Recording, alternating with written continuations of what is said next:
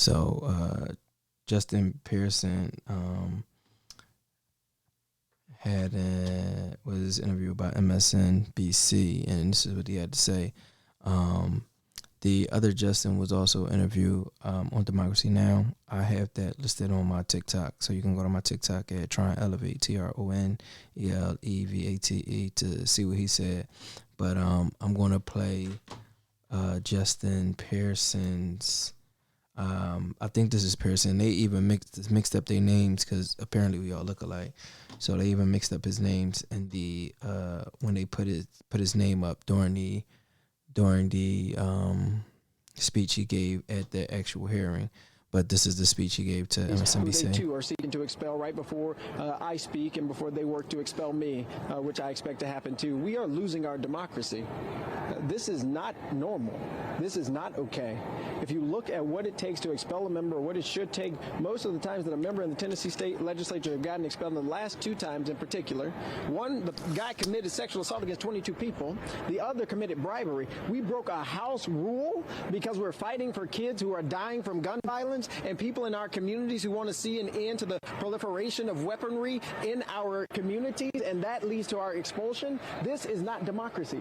This is not what it is supposed to look like, and everybody needs to be very afraid and very worried that there are people in positions of power who are using and wielding that power to expel people who are duly elected to their seats.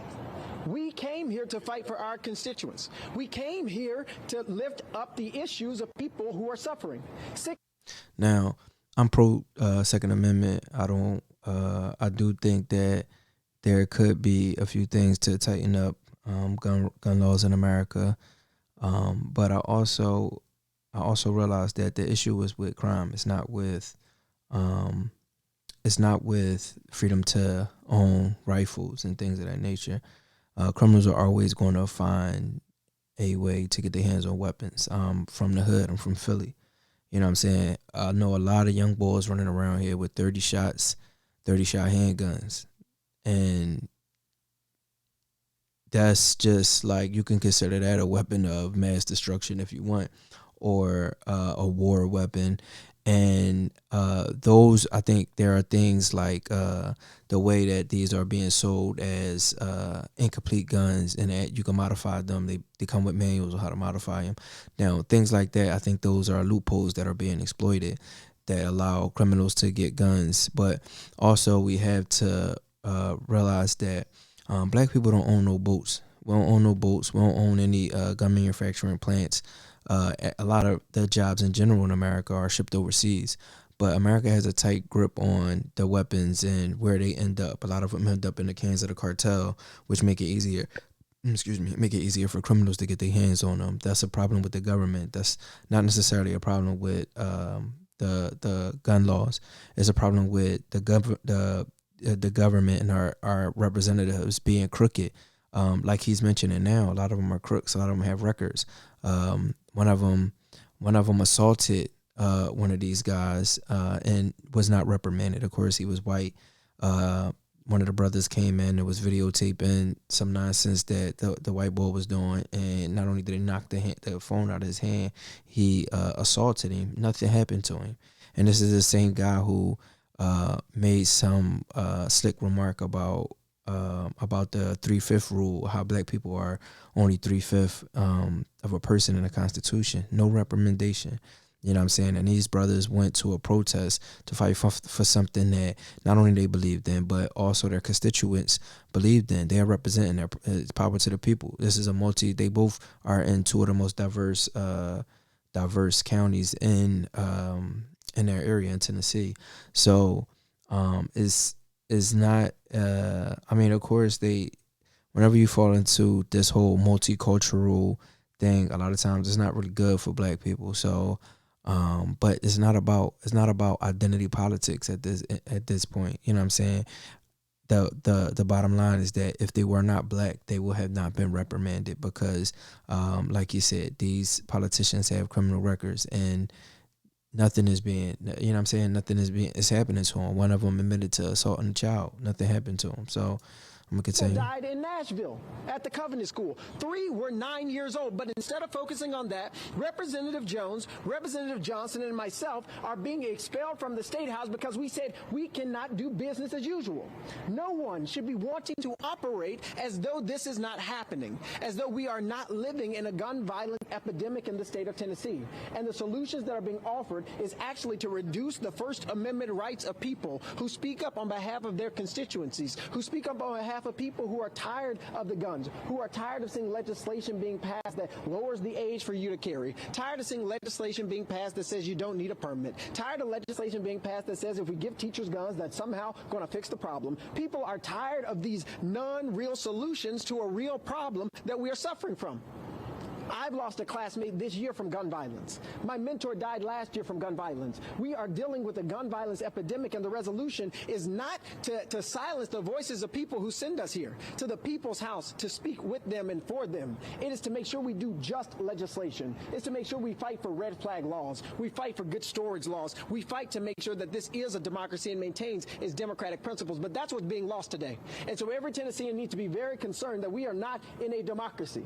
And across the United States of America, there has been no House members who have ever been expelled for exercising their First Amendment rights in a peaceful protest. This is a first in American history, and we are losing our democracy to white supremacy. We are losing our democracy to patriarchy. We are losing our democracy to people who want to keep a status quo that is damning to the rest of us and damning to our children and unborn people. It is no coincidence that the 2 youngest black lawmakers in the state of Tennessee and 1 or 2 women are on trial today.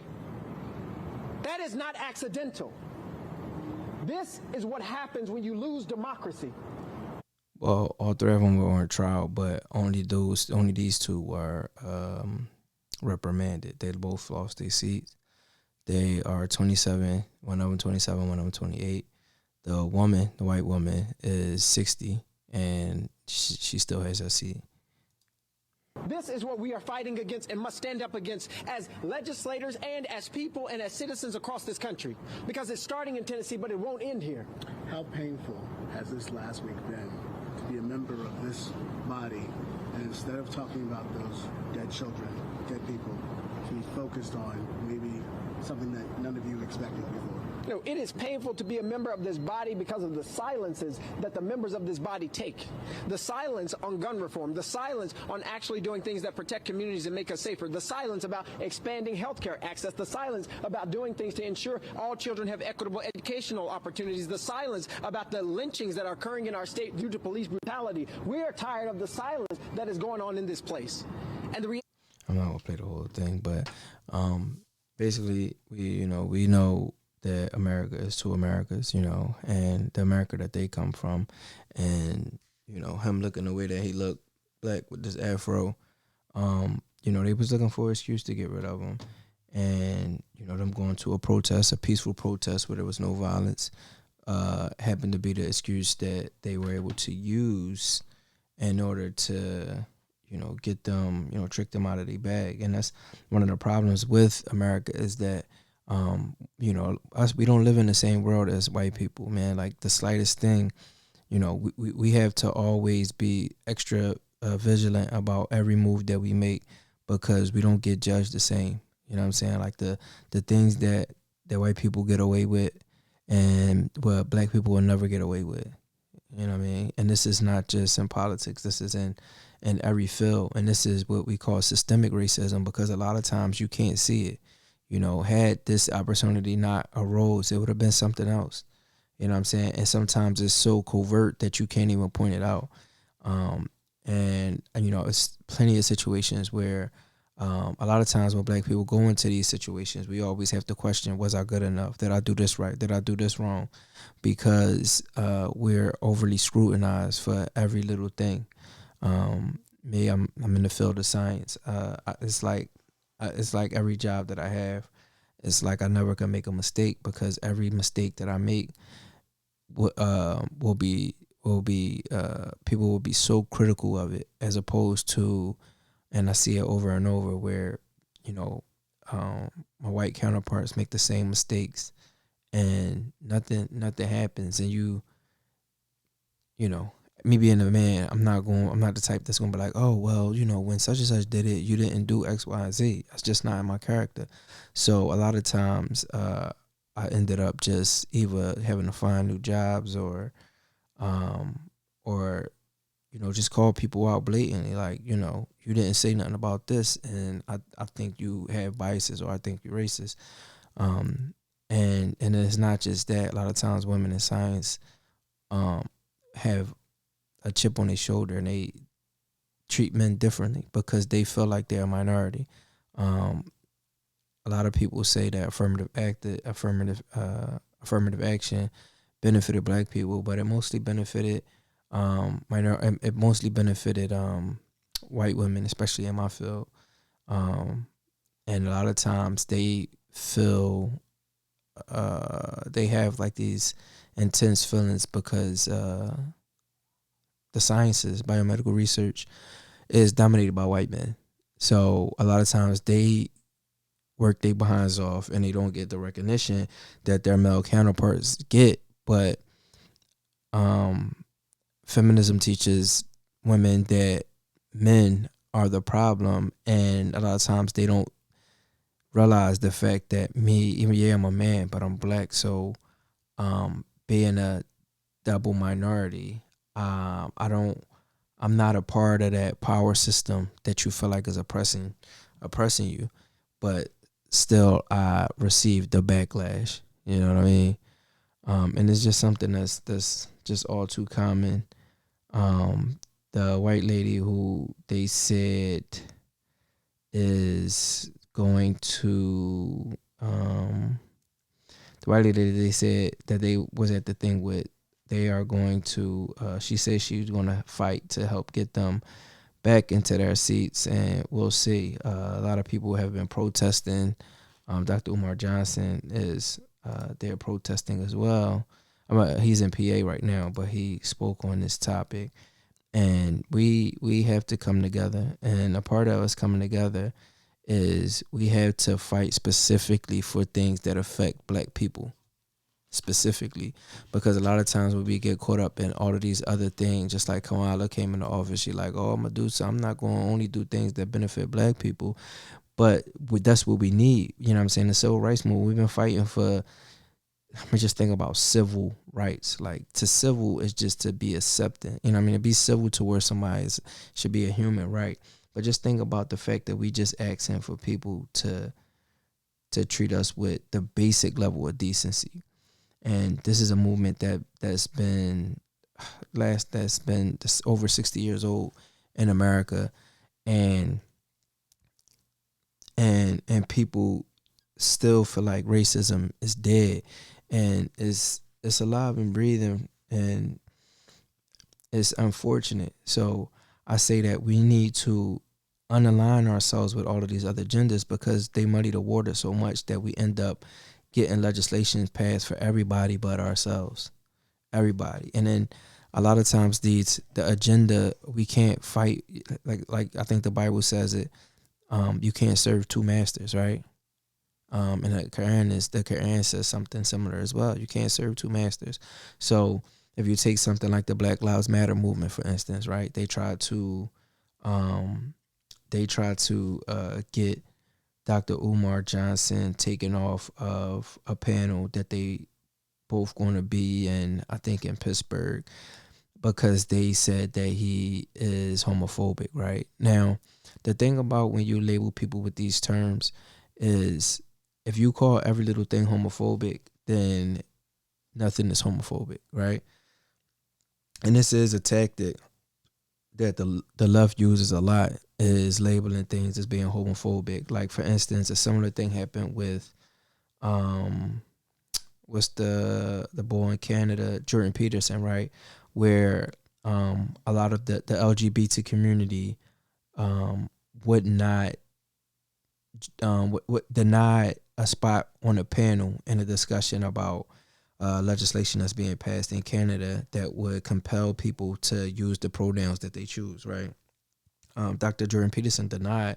He said he won't be forced to use words that people prefer, because that encroaches on his First Amendment right, as well as other things. It's a dangerous and slippery slope. Now, the LGBT community, some people from the LGBT community, that's and the higher ups, the leaders of organizations, refused to join the panel because he was there, and they felt like he shouldn't have a platform. And the problem with that is when we say that your opinion is so uh, so dumb, basically, that we don't want to dignify it by giving it a platform.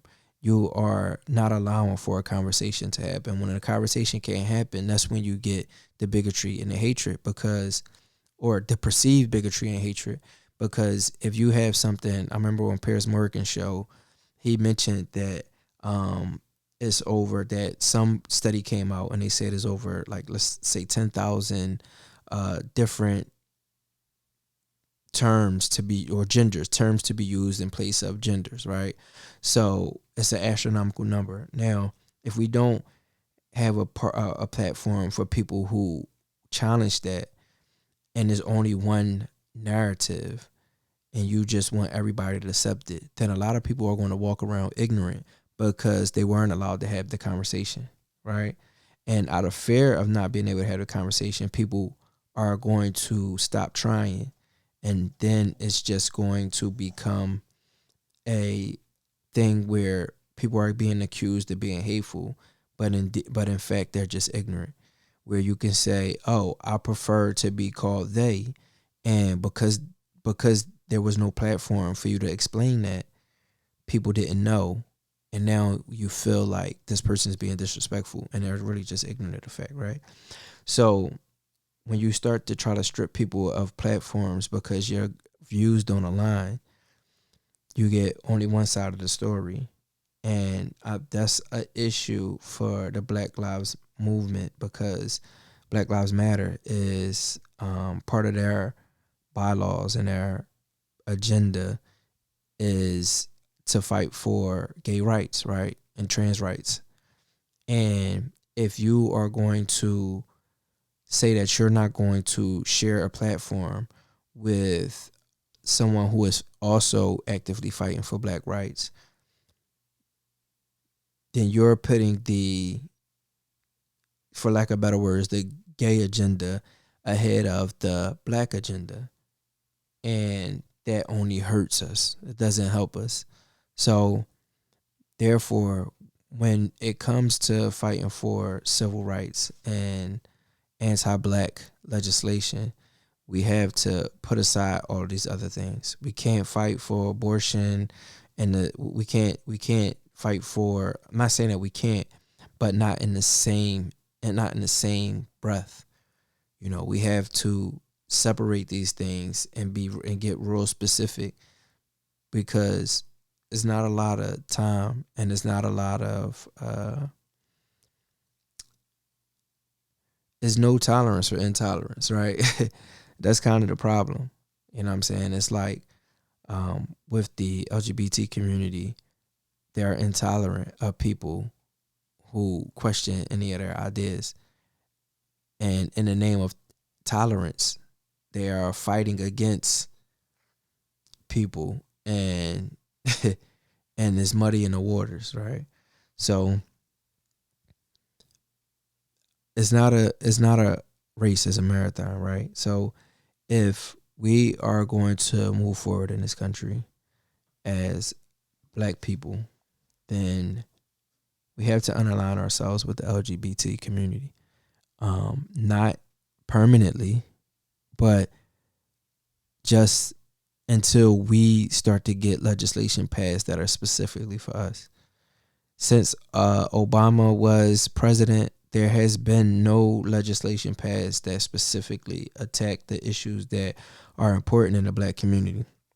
There has been there have been laws to pass that benefited the Asian community, the LGBT community, the Jewish community, of course, and so on and so forth. Everybody except us.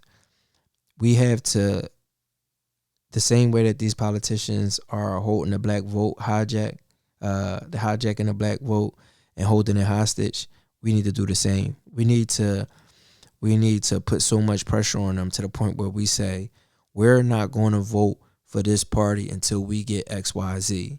and we have to allow them to believe that maybe we won't even vote at all, so that when it comes down to it and they feel like, all right, black people are not going to vote unless they get these things. But that candidate has the right at the last minute to say, you know what, I'm going to give you that. So therefore, you need to give it to us sooner than later, because if we hold off with our vote until it comes down to the wire, and then we decide, boom, we taking this candidate, it's not going to be enough time for you to then plan and be like, oh, you know what? I should have gave black people these things, because now I just lost the election because they held back the vote. They didn't say who they was going to pick until the very last moment. And we already did our tours and our campaigns and all these different things, spend all our money, campaigning and rallying for these specific agendas. And we overlooked the black agenda. And we really need to come together and figure out what that black agenda is. For me, I know reparations is right at the top, and a lot of people have a problem with that being at the top, because they feel like America shouldn't have to. I mean, they feel like the narrative is, oh, we shouldn't have to pay for something our ancestors did, but we are not paying for it. Y'all not paying for nothing. It's coming from the government of the country that black people helped build. You can't think that it's okay to have a person or people work and build the infrastructure of a whole country for free, and not think that that people is owed once these riches are accumulated. Everybody else got their reparations. When the Chinese built the railroad and they were being discriminated, America turned around and gave them their reparations. Europe turned around, or Germany turned around and gave Jewish people their reparations. Asians just got all of this money with the Asian hate crime bill. So that's another form of reparations. So why is it that everybody is always okay with reparations when it comes to everybody else except black people? That's I really don't understand that, and people really don't think that they don't have these implicit biases, or that they're not just blatantly racist. I just really just don't understand it, but it's not for me to understand. Bottom line is, San Francisco was already toying with paying certain members a certain amount. I don't think that it should be cash. I think that it should be some type of infrastructure. The things that Dr. Umar is very good at articulating the things that lead to building black wealth, and we had several examples that, like Black Wall Street, Greensboro, I think the other one was called, but a couple of different townships that flourished. We had our own hospitals, our own banks, our own. We need Port Authority. We need to establish this is what I really think we need, and this might be a little militant, but Marcus Garvey was on it. We need a fleet of ships. This is what the Germans did for the Jews as well. We need a fleet of ships so that we can then begin to build relations back on the continent and set up our own trade market. The same way the Chinese have, right? The same way everyone has. Chinese, Saudis, Egyptians, people in the Middle East, they all have a direct route back to that country where they're able to provide for a specific market. The Chinese are a very good example of this, because they do this in every country that they go to. They set up a market. They set up a supply and a demand chain that's exclusive, and they keep the money in their community. We need a fleet of ships. We need to self-police ourselves. The Native Americans have a great model for that, where they police themselves. We need self-police, or at least the ability to choose and elect police in our community. We need police to practice with malpractice insurance. We need insurance. They need to have, just like a hairstylist, just like a therapist, just like a doctor, just like even a barber. You have to have some type of malpractice insurance, whereas though your negligence leads to damages or life being lost, the insurance company is then responsible to both carry out the investigation, which they're going to do very thoroughly, and then cash out accordingly. We need, like I say, a port space, ships. We need to, we need military. We need to build a military.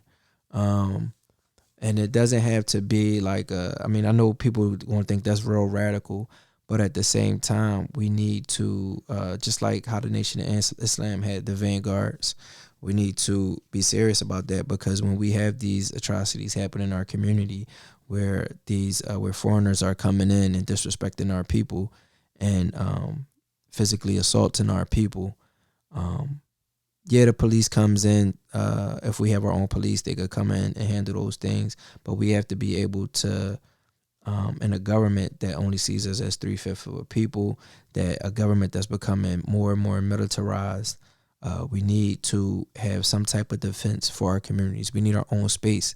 We need our own land. We need our own agricultural system, to be able to feed and to be able to feed ourselves. We need our own educational institutions. We need to be able to educate our own people. One of the things about segregation was that when we were segregated, we had our own schools. All our teachers were black. We excelled. We didn't just thrive, we excelled. I mean, we didn't just survive, we excelled. We thrived. We had schools that was predominantly black. Teachers, principals, students. We need our own wealth building institutions, whether that's a bank or, whatever. We need those. So the economy is very terrible right now. It's probably not going to be, the financial side of it is probably not going to be that lucrative. The dollar is not going to be worth nothing. So they probably are going to, this is probably the time where they're going to put reparations back on the table, because the dollar isn't worth much. So we can't allow them to just cash us out. Oh, we're going to give y'all $1 million a piece or $2 million a piece. And that's going to be the end of it, because the dollar is not worth nothing. We'll be done ran through that $1 million in less than a year, 2 years, and be in the same situation that we in. One of the things that Dr. Umar mentioned, which I think is a little far-fetched and that we won't be able to do, is that the all-black music needs to be relinquished from the Jewish people and given to our people. And we need a group of lawyers to go back and look at all of the contracts and point out all of the exploitations and be cashed out accordingly. We shouldn't just rely on money from the government. This money should become in every instance where black people are exploited, whether that's the inventions, all of the inventions that we didn't get credit for, the arts and the music that we don't get credit for, the buildings that we built, we need credit for. So, and the most important thing is that trade line, that trade route, that port authority, to be able to create our own supply and demand chain. So this is my rant. This is Between Fear and Hope. Let me know what you think in the comments. Like, subscribe, and share. Thanks.